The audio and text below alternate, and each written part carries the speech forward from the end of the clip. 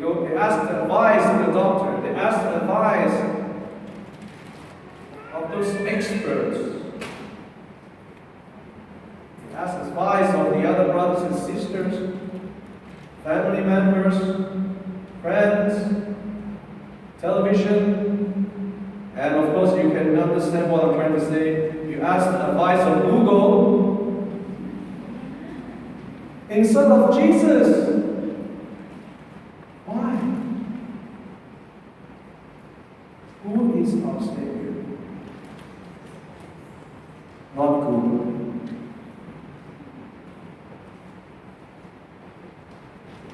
To ask His will and to submit to it is the way to regain the peace, right? You don't make a wrong decision. You make a wrong decision, there's no peace. Second, Jesus calms the storms of sorrow, sadness into every life. Someday the tempest of sorrow, this waves of sorrow must come. Especially when we have family members who pass away, or friends, dear ones who pass away.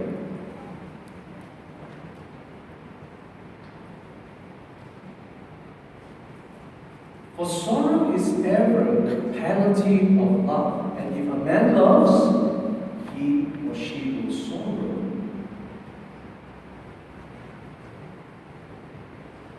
When sorrow comes, as come it must be, it tells us of the glory of the life to come. There's a story of the gardener. The gardener has a favorite flower that he loves so much in his garden. One day, he came to the garden to find that the flower is gone. He was vexed and angry and full of complaints. In the midst of his resentment, he met the master of the garden, and he started to brush all the complaints and tell some people stole the flower. How angry, how evil that person must be, and why they did such a thing. You can imagine that, right? The master said, "Shh! I plucked the flower for myself."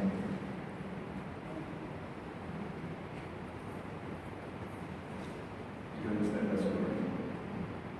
I said it again. The gardener was tending the garden with a very precious flower.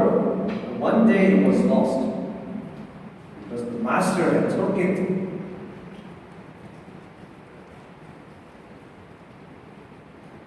This is a story of heaven. When someone passes away, it's time for the Lord to call them back to home. Why are you so anxious, trying to hold them back? We are so scared or worried about that many people die because of COVID. No. Right? Because of this pandemic. But think of it as a time that the Lord is trying to harvest many people, just like a flower in the garden.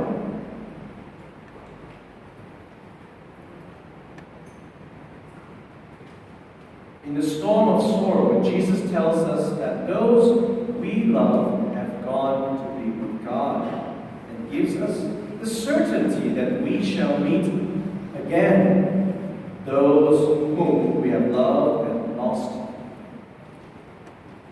Third, Jesus calms the storms of temptation. The first one was anxiety.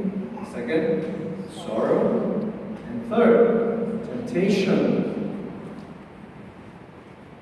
Sometimes temptation comes with almost like an overmastering force, like something that is so huge that we cannot resist or withstand the storm of temptation. It is interesting to note that the words Jesus addressed to the wind and the waves are exactly the same as he addressed the demon-possessed man in Mark verse 25. You can look it up. Be quiet. Be silent. It's the same word when Jesus was stopping the demon's possession of a man. Just as an evil demon possessed a man, so the destructive power of temptation was able to possess Christians, followers. We're not talking about non-Christians because it's very easy for non-Christians to live a life of temptation of sin without knowing. But as Christians, we know the difference, right? We know we need to fight temptations. We cannot give in to temptations. In fact, by fighting, not giving in to temptation, the fight in itself brings merit to our soul before God. The Greek word for temptation is periaso. Periaso. Which means to reveal the weakness within oneself. Temptation in Greek means to reveal, to show the weakness within ourselves.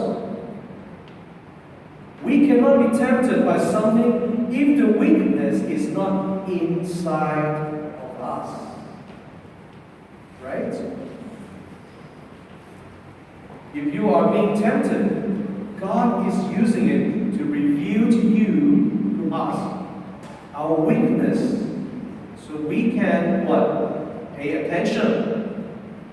We can start dealing with it little by little. That is why one person can be around alcohol, drugs, food, shopping malls, people of the same and opposite sex, and not experience temptation. There are people who can resist these things that are temptation for others. Temptation does not come from outside of us. It comes from inside. Temptation is an extremely personal and individual experience, with each of us tempted in various different ways and different things. God does not tempt us. God does not tempt us. But He allows us to be tempted. Because temptation works in the same way. Your body coughs when you're sick. You cough to get anything that is not native in your lungs out of your lungs. You know that, right?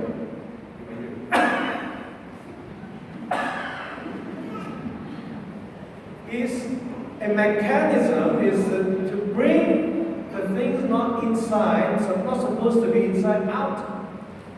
Germs, phlegmas, those things. Water, when you choke, you drink water, suddenly you choke. You want to cough. Cough is actually not your problem. It is a symptom of your weakness, isn't it? Or you can say, it shows that something is hurting in you if the temptation comes. It shows there is a problem with your habit, your habitual life, what you do every day, how many times you spend on the phone. or how many photos you take with your